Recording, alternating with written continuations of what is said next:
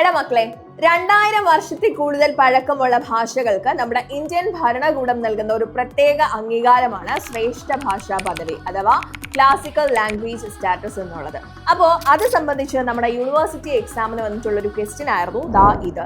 ഇന്ത്യയിലെ നിയുക്ത ശ്രേഷ്ഠ ഭാഷകളുടെ ശരിയായ ലിസ്റ്റ് തിരിച്ചറിയുക എന്നുള്ളതാണ്. അപ്പൊ ഇതെങ്ങനെ നമ്മൾ തിരിച്ചറിയുമെന്ന് ചോദിച്ചു കഴിഞ്ഞാൽ, നമ്മൾ ശ്രേഷ്ഠ ഭാഷാ പദവി കിട്ടിയ ആ 11 ഭാഷകൾ അങ്ങ് ഓർത്തു വെച്ചിരുന്നാൽ മതി. അങ്ങനെയാണെങ്കിൽ നമുക്ക് ഈ ക്വസ്റ്റ്യനിലേക്ക് പെട്ടെന്ന് ആൻസർ കണ്ടുപിടിക്കാൻ പറ്റും കേട്ടോ. എന്നാൽ അതൊന്ന് സെറ്റ് ആക്കിയാലോ? നോക്കിയടാ ക്വസ്റ്റ്യൻ.